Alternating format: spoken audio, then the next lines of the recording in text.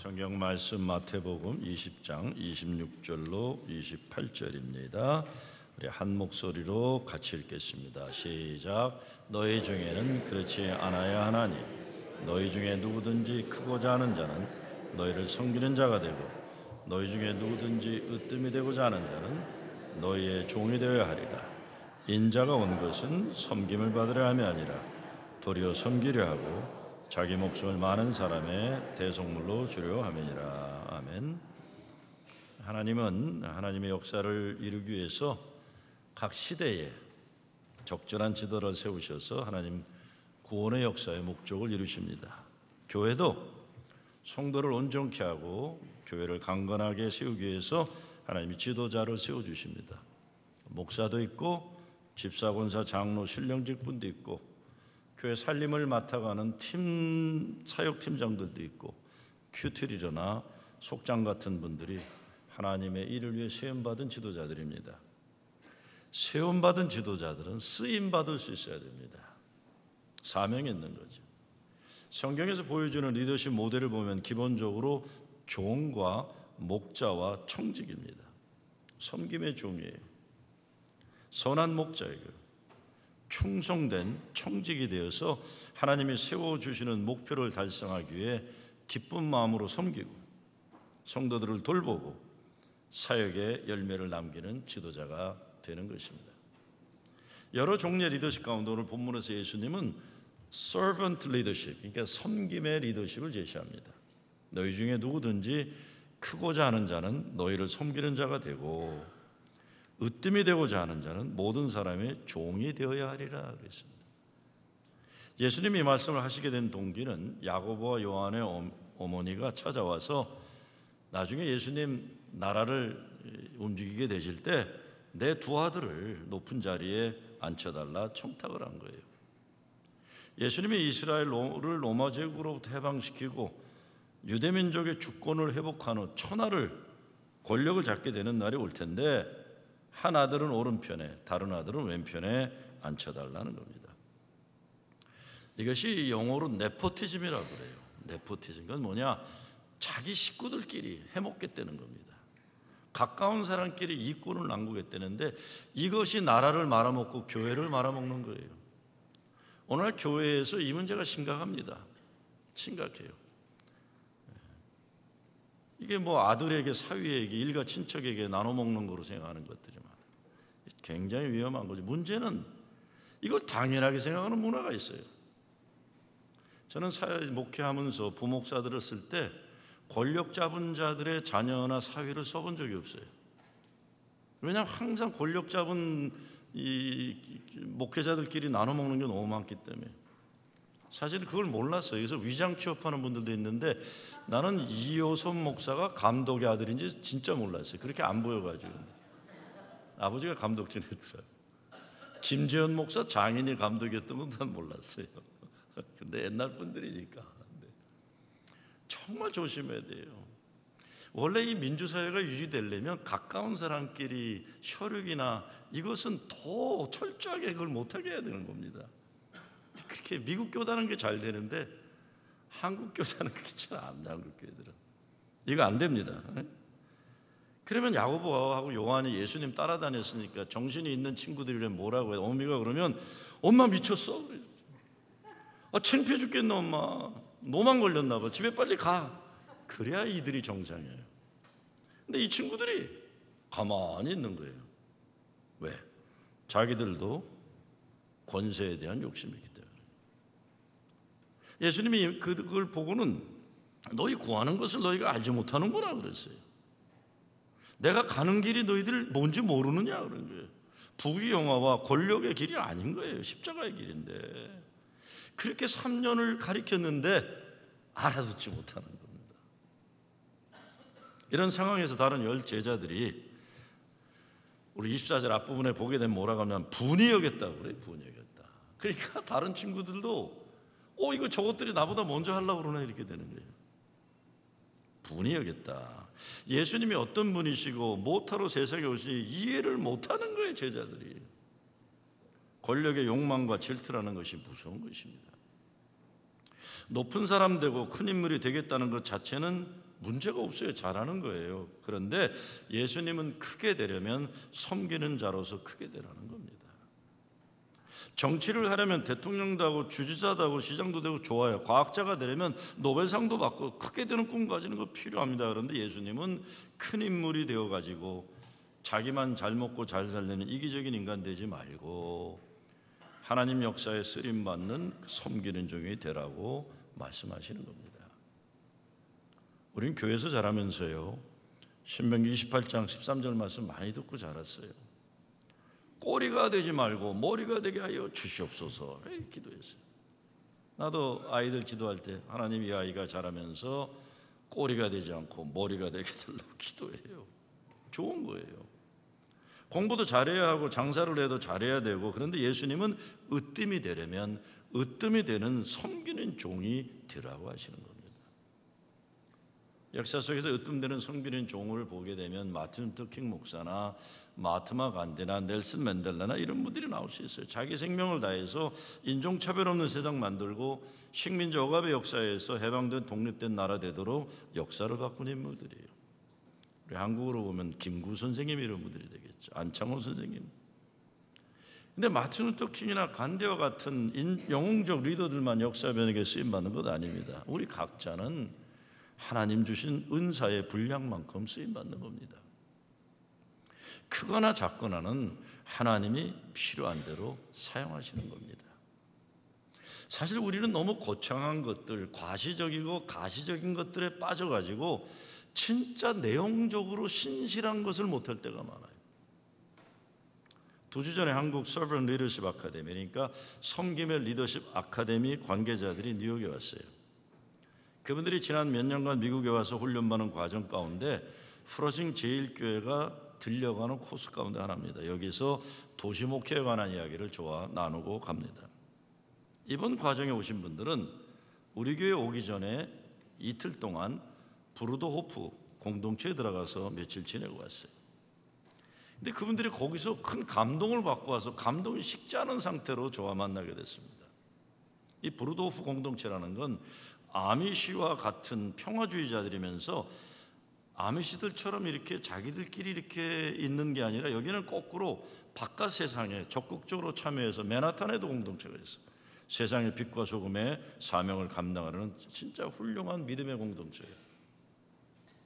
지난 5월에 세월호 유가족들을 인솔하고 왔던 박인환 목사님이 거기 갔다 와서 이런 얘기를 한 거 제가 기억이 나요. 사람을 귀하게 여기는 사람들을 보았습니다. 그랬어요. 사람을 귀하게 여길 줄 알더라. 이번에 서번 리더십 훈련에 참여한 목사 한 분이 이런 말을 하더라고요. 제가 거기에 가서 거기 공동체에 있는 분들한테 어떤 꿈이 있냐고 물어봤다는 거예요. 그랬더니 답을 안 하더래요. 당신들은 어떤 꿈을 있냐 했더니 그분들이 하는 얘기가 우리는 개인의 꿈을 가지고 살지 않습니다. 우리는 매일매일의 삶에서 예수님이 우리를 통해 어떤 기쁜 일을 원하시는지 그것만 생각하지 내가 어떻게 성공하는지 어떤 꿈을 가졌는지 우리 공동체는 그런 게 없습니다라고 얘기하는 거예요. 매일 순종하며 말씀에 순종하며 살아가는 것이다. 다른 한 분은 장로교 목사인데 그러더라고요. 거기에 살고 있는 한국분 박성원 형제에게 여기 생활이 뭐가 그렇게 좋으냐 물어봤더니 그 박성원 형제 수도사죠. 그분이 그러더래요. 브루더 호프 공동체에 들어와서 비로소 내가 참 좋아졌다 이렇게 얘기하더래요. 자기가 좋아졌다. 여러분 잘 생각해보세요. 프로징 제일교회 와가지고 야 내가 참 아름다운 사람이라는 걸 깨닫게 되었다 이렇게 돼야 되겠죠. 프로징 교회 와갖고 내가 뭐 이런 일 하겠다 저런 일 하겠다 무슨 대단한 뭐 하겠다 이게 아니라 프로징 교회 왔더니 사람이 귀하게 되는 걸 알게 됐다. 프로징 교회 와가지고 내가 참 하나님에게 귀한 존재라는 걸 깨닫게 되었다. 내가 얼마나 하나님에게 귀한 사랑받은 존재라는 걸 내가 알게 되었다. 이런 거예요. 2년 전에는 우리 교회에서 평화학교가 열렸을 때 브루더 분들이 왔었어요. 근데 그분들이 소문에 장애 사역을 아주 잘한다는 소문을 듣고 제가 질문을 던진 적이 있어요. 브루더 호프 공동체 어떤 장애 프로그램들이 있길래 장애 프로그램을 이렇게 잘하냐. 나이 많은 독일에서 온 분이 그런 얘기를 하더라고요. 우린 프로그램 같은 거 없습니다. 그래요. 그럼 어떻게 이렇게 장애사역을 잘한다고 소문나냐 그랬더니 그분이 하는 말이 그래요. 예수님께서 말씀하시기를 너희 가운데 약한 자를 가장 귀하게 여기라 하셨기 때문에 우리는 우리 가운데 가장 약한 자를 귀하게 여기는 것을 말씀에 순종하고 살아갑니다. 그래서 애들이 학교 가서나 집에 돌아와서도 그 자기들 가운데 가장 약한 장애를 가진 아이들을 중심으로 놀아준다는 거예요. 프로그램은 없습니다. 저도 그때 그 말을 듣고 큰 도전을 받았었어요. 정말 우리는요 무슨 프로그램으로 자꾸 뭐가 된다고 생각하는 착각들이 있어요. 이거 잘하고 저거 잘, 그게 아니죠. 예수의 마음, 예수님 말씀의 순종 가운데 주님이 일으켜주시는 성령의 역사가 일어나는 것이지, 진짜 프로그램들, 웬만한 프로그램들 가지고 한다는 착각을 벗어나야 됩니다. 섬김의 리더십, 예수의 마음을 가진 리더들이 있는 공동체에서 일어나는 아름다운 기적의 이야기들이에요. 기적이라는 게 뭐 벌떡벌떡 일어나는 기적이 아니잖아요. 내가 참 사랑받는 존재구나. 엄마, 나 그 교회 갔더니 내가 얼마나 아름다운가 이제 알게 됐어. 이게 주일학교 중고등부 가르치는 거죠. 무슨 선교사 되라, 목사 되라, 이게 중요하지 않아요. 못돼 먹은 목사도 선교사 많이 나와봤자 아무 쓸데도 없어요. 이거예요. 네? 그 교회 갔더니 내가 사랑받은 인간이란 게 되고, 나가 아프니까 같이 기도해 주더라. 내가 참 귀한 존재구나. 장로교 창시자 칼빈이 이런 말을 했습니다. 사람이 다른 사람들에게 선을 행하는 것보다 하나님을 더 참되게 닮아갈 수 있는 길은 없다고 그랬어요. 이게 머리 나쁜 사람들이 보통 예정론 칼빈의 예정론과 만민구원론 요한 웨슬레가 적대관계 있다고 착각들 하는데, 이게 완전히 하수들이나 하는 소리들이에요. 칼빈의 예정론이라는 건 인간의 구원은 전적으로 하나님께 있지만, 칼빈 얘기하는 거예요. 사람이 다른 사람에게 선을 행하는 것만큼 하나님도 참되게 닮아가는 게 없다. 선하고 의롭고 아름다운 건 당연히 존재되는 거예요.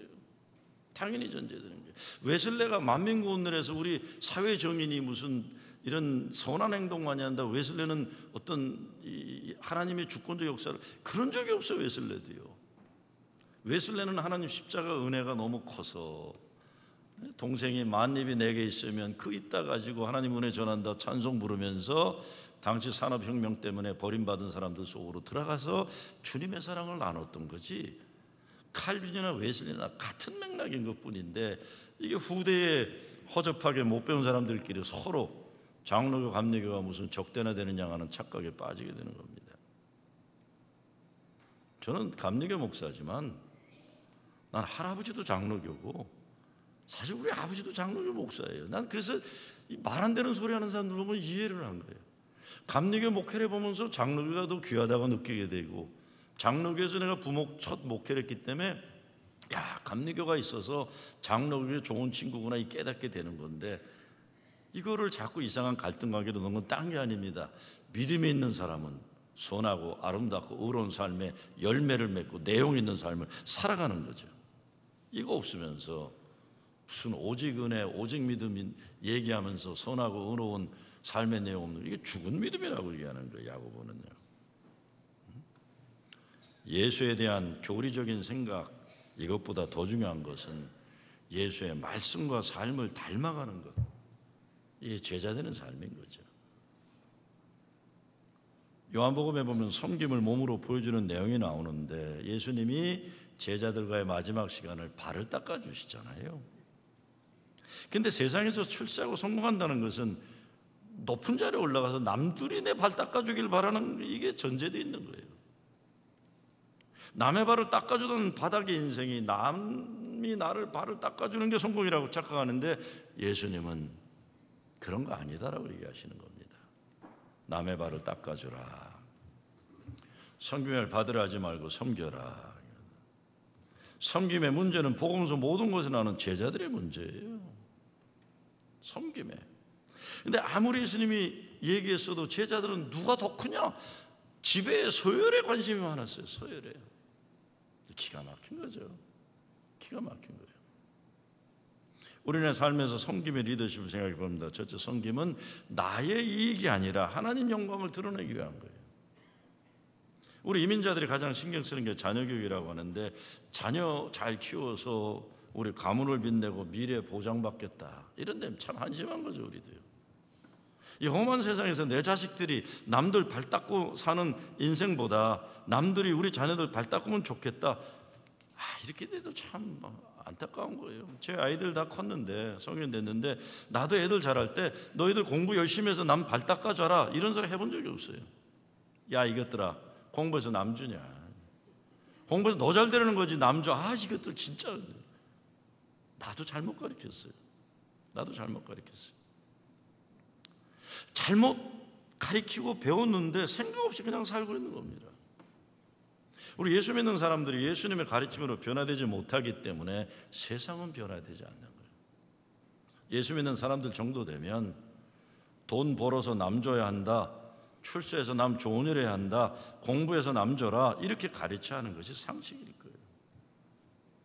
벌써 몇 년 전인데 감동적인 신문 기사를, 이게 뭐 내셔널 뉴스페이퍼가 아니라 어느 작은 데 나온 기사를 제가 읽은 게 있어요. 자폐증을 가지고 있는 아이가, 얘는 꿈이 농구 선수가 되는 건데, 얘가 자폐증이 있으면서 농구를 할 수가 없게 됐어요. 그런데 고등학교가 들어가면서부터 이 아이가 농구팀에서 애들 물 갖다 주고, 하도 그걸 원하니까 코치가 시킨 거예요. 물 떠다 주고, 수건 땀 닦으면 갖다 버리고 떼새거 갖다 주고, 이런 허드렛 일을 한 거예요. 1학년 때부터 그걸 한 거예요. 4년 동안 이 제이슨이라는 아이는 5살 때부터 말을 못하고 자라면서 특수교육반에서 이렇게 특수교육을 받으면서 자라는데, 고등학교까지 잘 들어가서는 너무 행복하게 애들 물 떠다 주는 이걸 한 거예요. 그런데 졸업하기 얼마 안 남은 때에 코치가 마지막 게임, 홈 게임을, 그 학년 마지막 게임을 4분 남겨놓고 제이슨을 코트에 들어가게 한 거예요. 기가 막힌 거예요. 얘는 4년간 공을 갖고 뛴 애가 아니에요. 얘는 물 나르고 수건만 나르는 애예요. 근데 그 신문 기사에 의하면 놀랍게도 제이슨이 4분 동안에 3점짜리 슛을 6개 포함해서 20점을 냈다 그러는 거예요. 20점. 기적이죠, 기적. 동네 영웅이 된 거예요. 그러니까 막 팀원들이 얘를 무릎에 세우고 행가래 치는 게 나온 거예요. 제가 감동받은 것은 제이슨이 4분 만에 20점을 냈다는 것, 나는 잘 몰라 어떻게 가능했는지. 난 그런 거에 감동을 잘 안 받아요. 그런데 이 아이에게 그런 기회를 주는 코치가 있었다는 게, 그게 감동이에요. 이게 감동. 이 아이에게 그 귀한 시간에 기회를 줬다는 것. 그리고 친구들이 그 아이가 슛을 할 수 있도록 도와줬다는 거, 이게 엄청난 감동이에요. 그런데 가만히 생각해 본 건 부모 얘기는 하나도 안 나왔는데, 부모 생각도 해봤어요. 내가 부모라면 그럴 수 있었을까? 부모가 제이슨이 좋아하니까 농구팀 물 떠다주고 수건 배달하는 그거를 또 허락해준 부모예요. 그거 할 수 있도록 엄마 아빠는 맨날 라이드 줬을 거야, 게임마다. 그렇죠? 그렇잖아요. 그것도. 야, 부모 대단하다.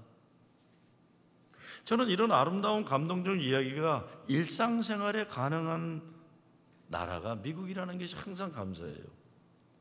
미국에 이런 거 참 많아요. 저도 애들 키웠기 때문에 이런 걸 너무 많이 봐요. 저는 미국이라는 나라 참 이해 안 되는 게 많아요. 우리 애들 다 운동을 했는데 진짜 우리 애들 운동을 못했어요. 특히 우리 둘째 딸 진짜 이 운동을 못해요. 근데 우린 부모로서 너무 화가 났어요. 못하면 안 시켜야 되잖아요, 학교 측에서. 근데 학교는 못하는 애도 선수로 뛰게 하는 거예요. 미국이란 나라가 이상한 나라라서. 천하가 다 알아요, 부모로서 얘 못하는 거. 근데 코치도 내색 안 하고 동네 엄마들도 절대 내색 안 해요, 우리 애 못하는 거. 그 못하던 애가 지금 시카고 파이어라는 프로축구단 커뮤니케이션 디렉터예요, 디렉터. 난 지금도 미국이란 나라 이해가 안 가요. 못하는 애 안 시켜야 되잖아요. 미국은 안 그래요. 어렸을 때는 커서는 모르는데 누구에게나 기회를 주고 그러니까 이런 이야기가 좀 감동이에요. 근데 생각해보면 미국 사람의 그래도 저변에는 기독교적인 심성이 자리잡고 있는 거예요. 예수의 사랑이, 정신이, 하나님 앞에서 사람들은 다 귀하다는 평등의식, 하나님 형상을 닮은 사람은 귀하게 여기고 이웃을 사랑하려고 하는 예수님 정신이 그래도 남아있는 거예요. 내 자식이 자기는 선수로 뛰지 못하고 물병이나 땀 닦은 수건이나 갖다 하면 난 뒤집어져서 미국에 있는 농구공은 다 찢어버릴게, 나 같으면. 제이슨 엄마 아빠는 안 그랬다는 거예요. 저는 오늘날 우리들의 교회에 열심이 없어 문제도 아니고, 제가 목사지만 설교자라는 사람이 부족해서 이민교회 위기 맞이한다고 보지 않아요. 문제는 마음이에요. 예수님이 보여주신 긍휼의 마음이에요.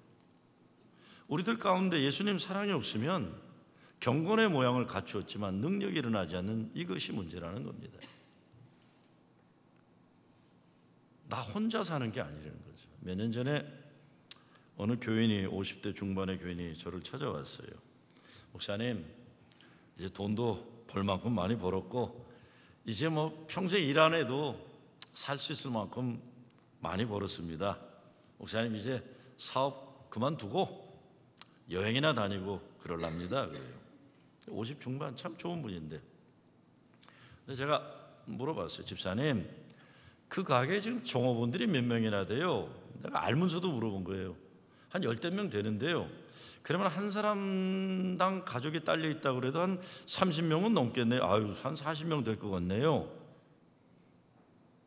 그러면 집사님 돈 많이 벌었다고 이 회사 저 가게 문 닫아버리면 그 30, 40명 되는 사람들은 뭘 먹고 살죠, 앞으로? 그랬어요. 가만히 있어요. 집사님, 그 사업체 하나님이 집사님에게 잘 청지기직을 감당해서 직원들 잘 살게 하고 동네 사람들 행복하게 만들어 주신 하나님이 주신 거룩한 일입니다. 나 혼자 돈 벌었다고 이제 그만하고 놀겠다고 하는 것, 그건 아닌 것 같습니다. 그랬어요. 그분이 저를 한참 쳐다보더니 알았습니다 그러고 가더라고요.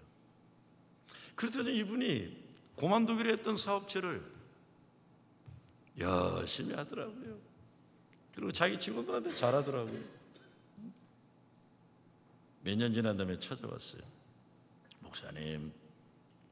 목사님이 저 사업 정리하지 말라고 그랬잖아요. 참 직원들한테 잘해서 참 고맙습니다. 저한테도 참 잘하시고 교회 잘한 분이세요. 목사님, 아니 그 지역이 개발되면서요, 사업체가 아니라 땅값이 3배를 떴다는 게, 땅값이. 아이 목사님, 참 이 말씀 목사님도 꼭 드려야 될 것 같아서요.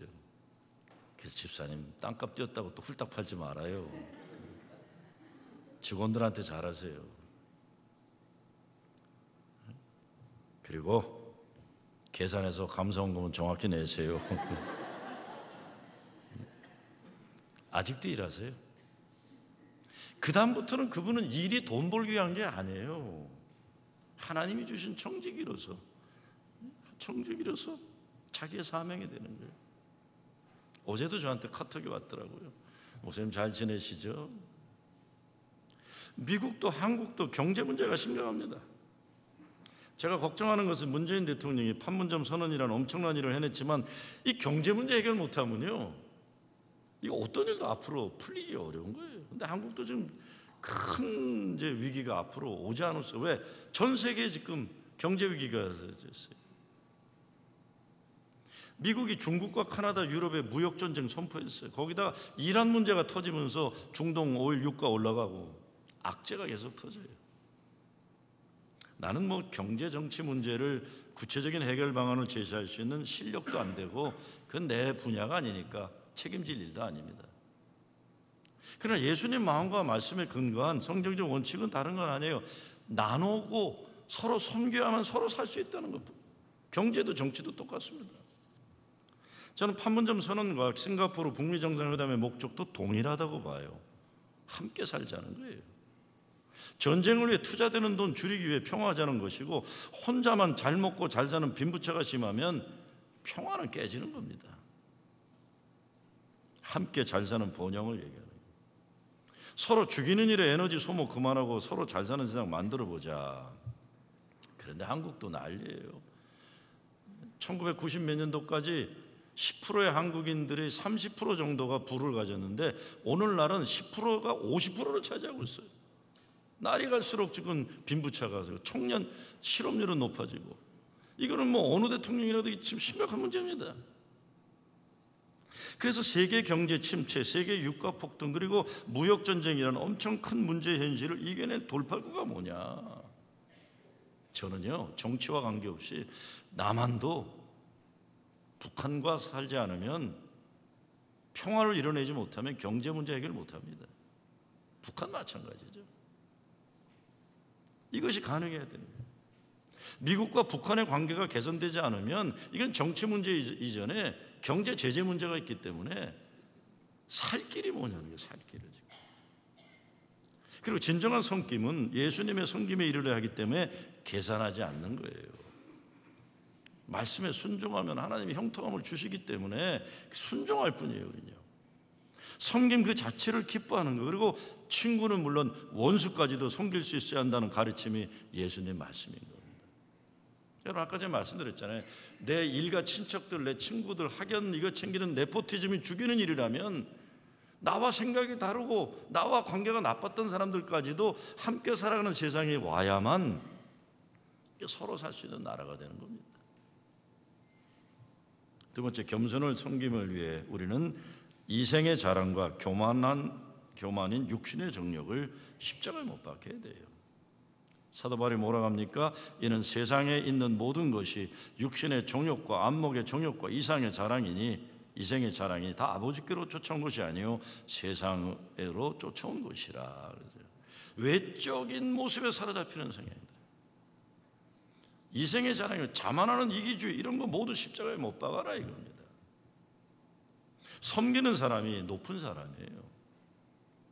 하나님이 높여주는 사람, 높은 사람이, 능력 있는 사람이, 삶의 조건이 좋은 사람이, 없는 사람, 어려운 사람, 힘든 사람 발 닦아주는 게 사는 길이다, 예수님은 말씀하고 있는 것입니다. 우리가 하나님 믿는 사람들이라면 하나님이 우리를 사랑하셔서 남들보다 좋은 조건에서 잘 살 수 있게 하셨다면, 그래서 우리보다 어려운 사람들에게 힘이 되고 용기가 되고 그들을 살리는 일에 쓰임받으라고 부르신 겁니다. 먼저 믿은 사람은 아직 믿지 않은 사람들을 위해 하나님 믿게 하신 것이고, 남보다 넉넉하게 잘 사는 사람들은 못 사는 사람들과 나누어 먹게 하게 넉넉하게 만드신 것이에요. 여러분, 자녀들이 공부 잘해갖고 좋은 직장 다니면 하나님께 먼저 감사하고, 그리고는 너희들을 하나님이 축복하신 것은 너희들보다 어려운 사람을 도우라고 하신 것이다. 여러분, 유대인들이 옛날부터 변호사, 의사, 사업가는 딴 문제가 돼 있죠. 많았던 거 딴 게 아니에요. 소셜워커들이 많았죠. 어려서부터 구약의 가르침이 나그네와 가난한 자, 고아, 과부 돌보는 게 중요하다 그래가지고 어려서부터, 그래서 의사, 변호사들이 많이 나온 거예요. 소셜워커들하고. 그게 뭐 돈 많이 벌기 위해서 나온 게 아닙니다. 아니에요. 그런 게 아니에요. 그러다 보니 하나님이 축복하셨다고 생각해 주는 거죠. 네가 의사 된 거 사람 살리기 위해서 하는 거다. 네가 돈 이렇게 많이 버는 거 돈을 필요로 하는 사람도 도우라고 하는 거다. 이래야 우리 자녀들이 삶의 의미를 찾게 되고 거룩한 소명을 가져서 신나게 살 수 있는 거예요. 섬김은 나눔이잖아요.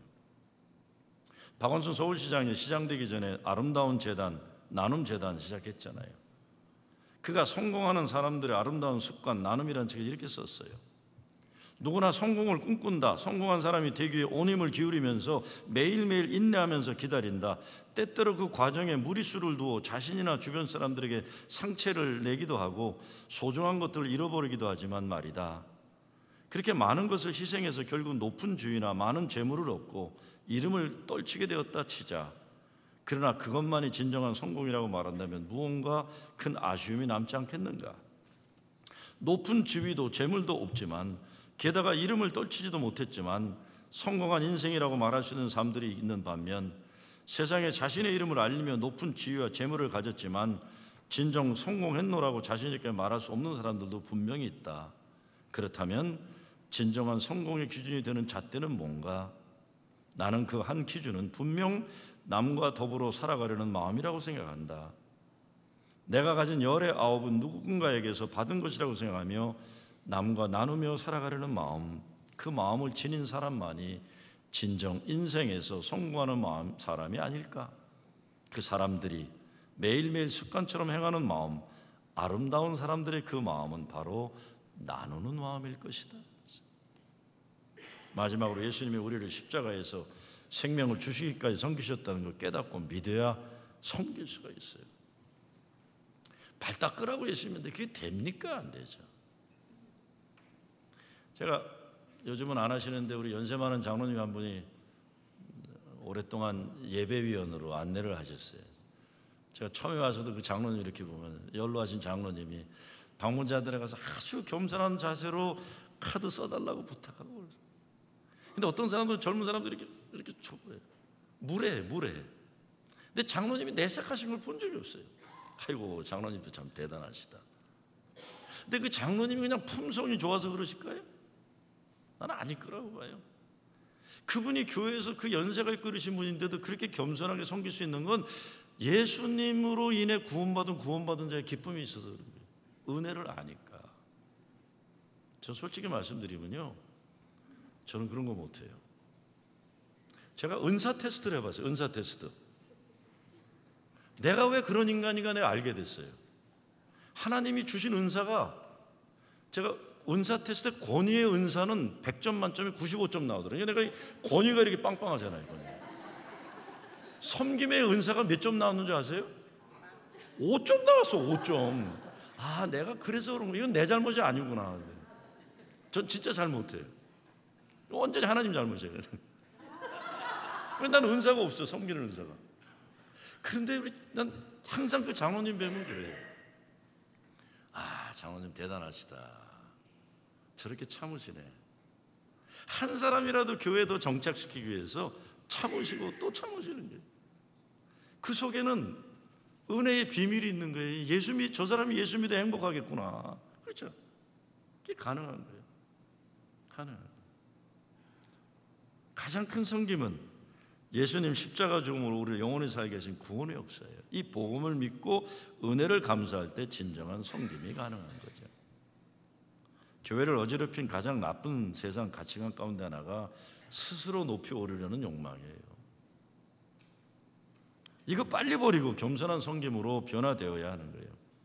예수님 동생 야고보가 야고보서에서 이렇게 말했어요. 표준 세변적으로 보면, 무엇 때문에 여러분 가운데 싸움이나 분쟁이 일어납니까? 그래서 여러분의 지체들 안에서 싸우고 있는 유격에서 생기는 것이 아닙니까? 여러분은 욕심을 부려도 얻지 못하면 살인을 하고, 탐내어도 시기함이죠. 가지지 못하면 다투고 싸웁니다라고 해서. 그러지 마세요. 남잘 되면 잘한다 박수 쳐주고, 아주 나보다 잘난 사람이 있나 보다. 그런데 나도 잘난 날이 오겠지. 내가 잘난 건 다른 걸 거예요, 어쩌면. 우리 교회가 어떤 교회인가를 진짜 판가름하는 것은 과연 예수님이 말씀하신 것처럼 나눔과 섬김이 있는 교회인가, 여기에요. 교회가 제대로 자기 역할을 하기 위해 많은 사람들이 헌신의 수고를 해요. 뭐 하나 제대로 하기 위해서 얼마나 많은 땀 흘림과 기도와 헌신이 요구됩니까? 그런데 아무리 많은 수고와 헌신이 있어도 바울이 얘기하는 것처럼 그 안에 사랑이 없으면, 사람을 고치고 변화시키고 구원받게 하는 역사가 이루어지기는 어려운 거예요. 하나님의 마음을 움직이고 사람들의 감동을 주는 사역을 가능케 하는 건 사랑입니다. 사랑. 주차장에서 들어오고 나가는 차 돕는 주차 사역이 그 마음의 중심에 주님 계시면 설교하는 목사보다 더 거룩한 일을 하는 거예요. 더 거룩해요. 커피를 하나 끓여도 커피 마시는 사람을 사랑하는 마음을 끓이면 그게 거룩한 일이에요. 그래서 교황이 그런 얘기를 했죠. 직전에 요한 교황이 그러죠. 내 구두를 만드는 사람이 나보다 더 거룩한 일을 하는 사람이다라고 얘기를 했어요. 쓰임 받는 게 다른 거예요. 하나님의 아픔이 내 아픔이요 하나님의 기쁨이 내 기쁨이 되는 마음을 가진 사람이 하나님의 일을 하는 거죠. 사도 바울은 너의 몸을 하나님이 기뻐하신 거룩한 잔제사로 드리라. 이는 너희의 드릴 영적 예배니라. 가장 거룩하고 영적인 예배는 우리의 몸, 그러니까 우리의 물질과 시간과 달란트와 이 모든 것을 포함한 삶 자체를 드리는 것을 의미하는 겁니다. 우리에게 섬김의 일꾼이 필요해요. 자폐증으로 인생 어렵게 살 수밖에 없었던 소년 제이슨에게는 인생 살면서 평생 잊지 못할 큰 감동을 준 짐 존슨이라는 코치가 있었던 거예요. 오늘 주일학교나 고등부 선생님으로 헌신하는 여러분이 그런 분들인 거예요. 우리 교회도 얼마나 헌신적인지 몰라요. 젊은이들이. 특히 이번에 우리 보면 주일학교나 중고등부 우리 영어권 청년들이 그렇게 한어권 청년들이 얼마나 고마운지 몰라요. 저 사람들이 기적을 일으킨 주인공들이에요. 예수님이 찾으시는 큰 섬김의 일꾼 여러분들이에요. 한 어린이에게 천하의 가장 큰 하나님의 사랑을 주는 여러분 되시고, 한 청소년에게 하나님의 거룩한 꿈을 담아주는 사람들인 거죠. 한 잃은 영혼에게 예수님 만날 기회를 열어주는 사람들입니다. 아픔을 가진 한 이웃에게 주님 치유의 손길이 되는 겁니다. 제가 지금 아름다운 프로싱 교회로부터라는 건 딴 게 아니에요. 교회 들어오는 순간 구석구석에도 여기는 교인들의 정성이 담겨져 있구나. 제가 어제 내시빌에서 있던 오늘까지 열리는 모임인데 전 주일이기 때문에 일찍 왔지만 모임 갔다 오니까 재미난 걸 하나 발견했어요. 그 화단을 남성교들이 이렇게 했는데 하얗게 페인트 칠했는데 금요일하고 어젯밤의 차이는 줄이 반듯하게 놓여 있더라고요. 그것만 해도 어마어마한 차이예요. 줄이 삐뚤삐뚤게 있을 것 같은 건데 누군가 줄을 반듯하게 하고 누군가 페인트 칠을 하고 누군가 꽃을 심고. 그래서 저는 요즘에 비가 오면 행복해요. 새벽에 비 오면 이거 깨끗해지겠구나. 이게 어디 건물만 그러고 있어요. 여기 드나드는 모든 사람들 가운데 하나님의 사랑의 정성이 작은 정성이라도 나눠주게 되면 기적이 가는 거죠. 여러분이 바로 주님이 찾으시는 그 섬김의 일꾼 되시길 주의 이름으로 축원합니다. 아버지 하나님 감사합니다. 우리 교회가 정말 예수님이 찾으시는 아름다운 섬김의 일꾼들이 세워지는 교회 되게 하여 주시옵소서. 예수 그리스도 이름으로 기도드리옵나이다.